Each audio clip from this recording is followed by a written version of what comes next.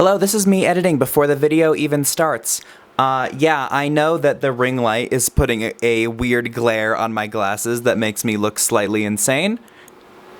Don't worry about it. This thing is brighter than the sun.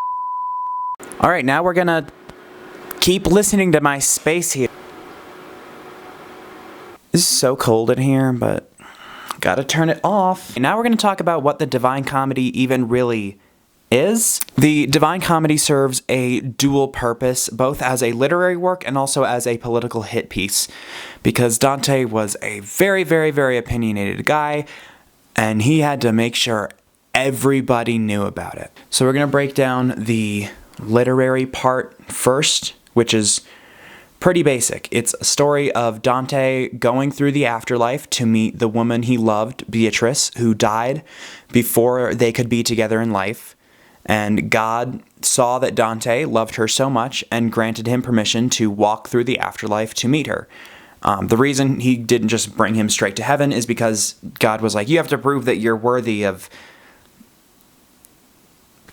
doing that. It takes him about 6 days to walk through hell and purgatory, and then he makes it to heaven, and on the 7th day he rested.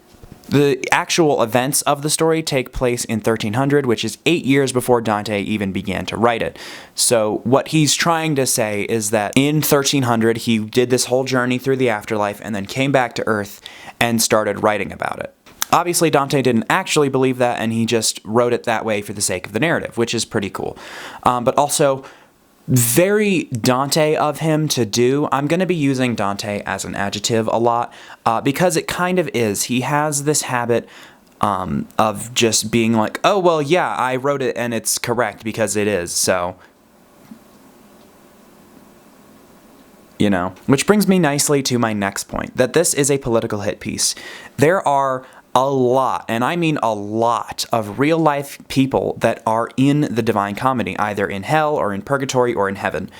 And the reason that Dante included a bunch of real-life people is either so he could commemorate them because he liked them, or so he could insult them and or their families because he had some sort of political rivalry, or he thought that they were blasphemers, or like something like that. Now, there are some actually reasonable people to be putting in the afterlife in the places that he put them. There are a lot of instances in the story where it is just glaringly obvious that Dante put a character in there specifically to be his morality megaphone, so that you, the reader, know that this person is bad and that they are in hell because XYZ.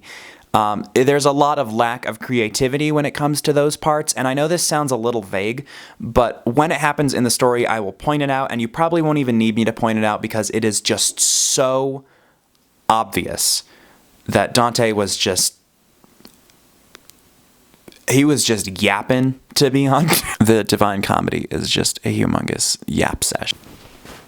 I'm also just now realizing that I just filmed that completely differently than the other one. My chair is not as high as it was in the last one, so